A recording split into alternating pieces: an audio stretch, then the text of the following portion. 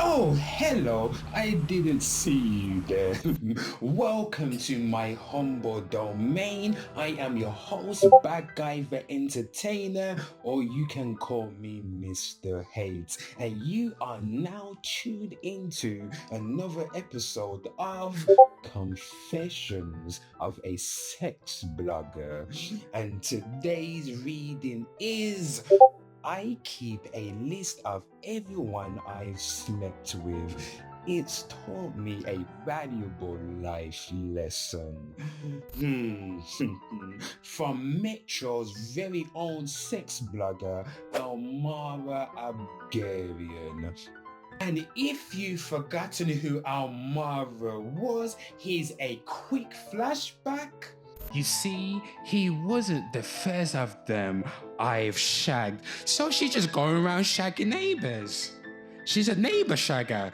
So, she's a serial neighbor shagger. So, if you live next to her, you surely get shagged by her. She's a proud slut and she shags Scottish men in hotel lobbies. Almara, I find your articles thrilling and engaging and very spicy, my darling. Spicy. People, we will respect Almara's name and respect the name shall have. So, ladies, make yourself a cup of tea, make sure it's Yorkshire, and gentlemen, don't forget to clear your browser's history. Open up your listening ears. Let's begin the reading. A few weeks ago, I was clearing out some boxes when I stumbled on a crumpled piece of paper that stopped me in my tracks. My old sex list. While it didn't go into graphic detail, the list contained the first names that I could remember of each man I shagged, as well as the country we done it in. Some had special notes next to their names like Rugby Boy and Welsh Dude, seeing the official history of my sexual partners in black and white brought memories flooding back and a smile to my face. And that is why I kept the list in the first place.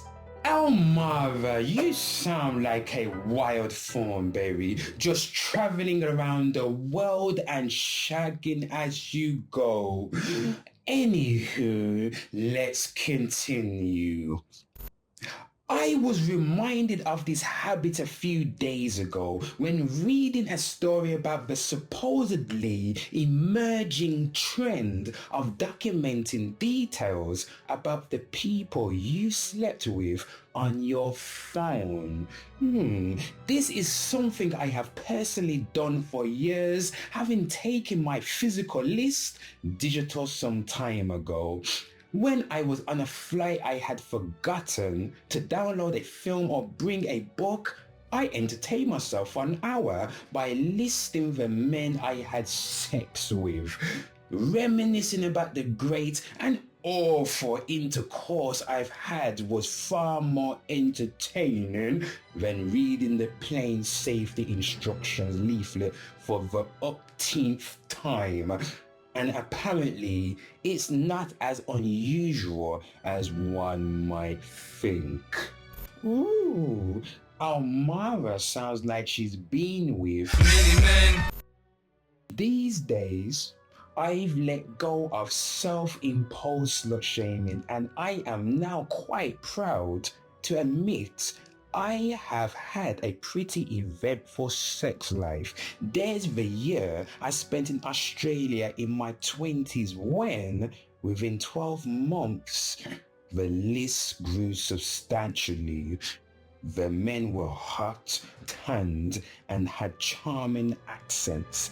It was bound to happen. I've also enjoyed the company of men and a few women at swingers, resorts, sex clubs, and outdoors.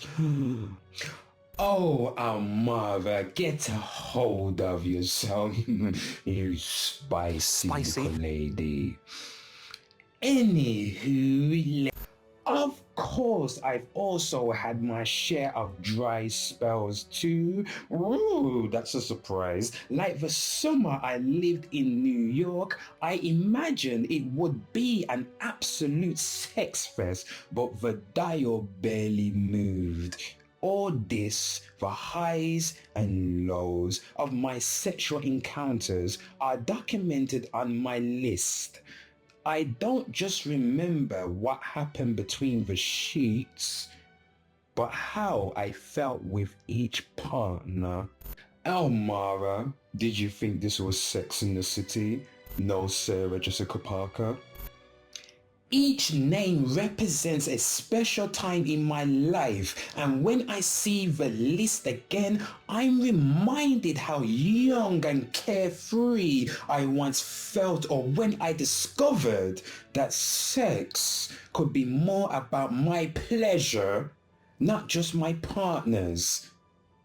On the flip side, it also reminds me of the times when, after I had my heart broken, I comforted myself by having sex with someone else, which is not always a good idea. It certainly wasn't for me. Whoa, whoa, whoa, Amara. You're going around shagging the heartbreak away.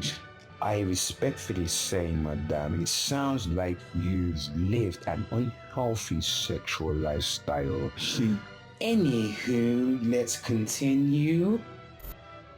I might sound bizarre to look back on a lifetime of sex that way, but personally, I found the list serves as life lessons and keeps me from making the same mistakes and to accept that no one is perfect.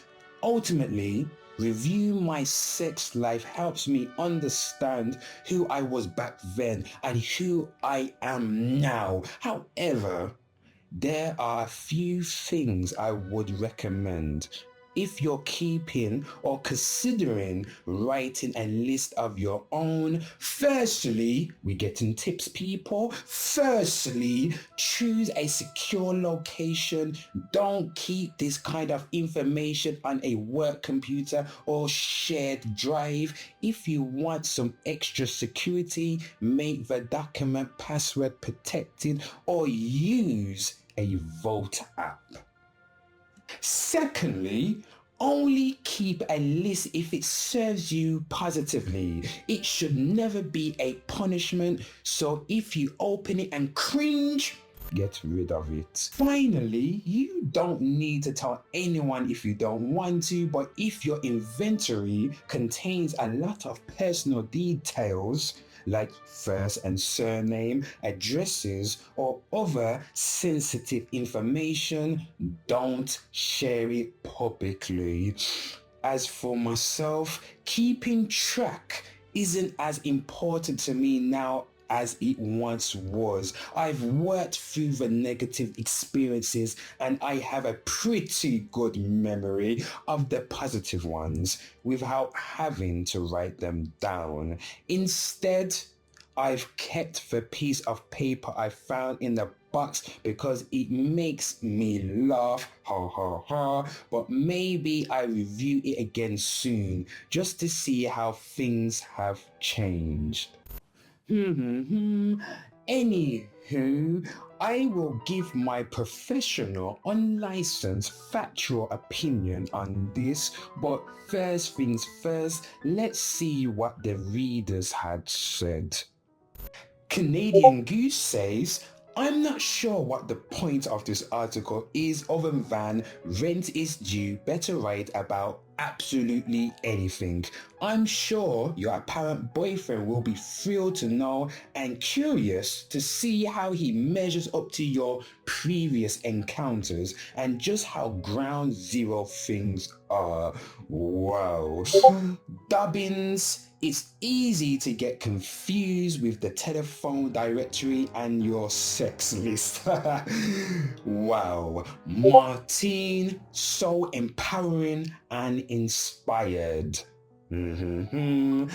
Hypocrisy says, I like that username, there is a difference between being popular and being easy, you know? How many of these made up men actually want to be seen outside their bedroom with you? Wow.